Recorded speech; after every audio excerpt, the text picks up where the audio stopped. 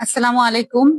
আমি আপনাদের ভোলা ৪ কর্পোরেশন মনপুরার হাতপাখা প্রতীকের এমপি পদপ্রার্থী প্রফেসর কামাল উদ্দিনের বড় মেয়ে মারিয়া কামাল।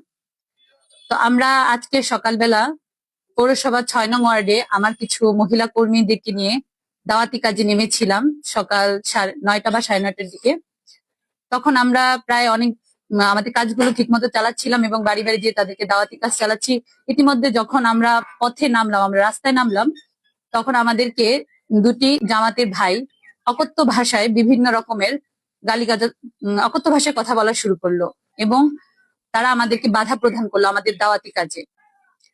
তারপর যখন আমার এই দাওয়াতি কাজে বাধা প্রদান করলো, আমার সাথে ছিল আমার ছোট ভাই এবং আমার একজন ইসলামী আন্দোলনের কর্মী ভাই। তখন তারা সেটাকে বাধা দিল এবং তাদেরকে কিছু বাধা প্রদান করলো যে আপনারা কেন এভাবে অকথ্য ভাষায় আমাদেরকে গালিগালাজ করছেন এবং মহিলাদেরকে হেনস্থা করছেন। হেনস্থার শিকার তখন আমি হচ্ছিলাম।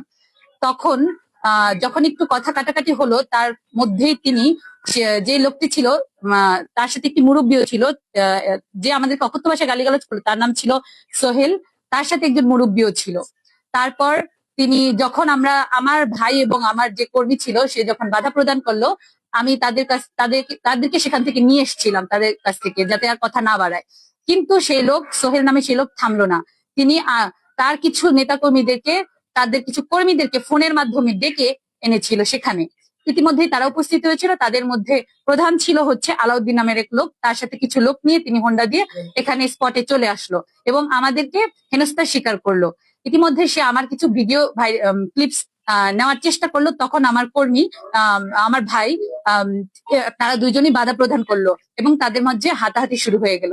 তারপর তারা একটি পর্যায়ে আমাদেরকে যখন মহিলাদেরকে ভিডিও করলো তখন এবং হেনস্থার স্বীকার করলো, তখন আমার ভাই এবং ফয়সাল আমাদের কর্মী, সে একটু বাধা প্রদান করলো। তারা মারপিট শুরু করে দিল, সেখানেই তাদের উপর হামলা চালালো এবং আমি যখন সে হামলাকে বাধা প্রদান করতে চেষ্টা করলাম যে না, আজ যাতে এটা না বাড়ে, তখন তারা আমার ভাই এবং ফয়সালের উপরে আরো আক্রমণ করলো এবং আমাকে হেনস্থার স্বীকার করলো এবং আমাকে একটি পর্যায়ে তারা গায়ে ধাক্কা দিয়ে ফেলে দেয়।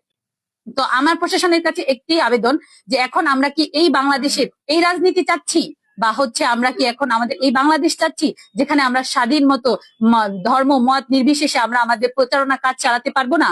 আমার প্রশাসনের কাছে কঠোর আবেদন এবং আহ্বান জানাচ্ছি এটার জন্য একটি সুষ্ঠু বিচার হয়। ধন্যবাদ সবাই।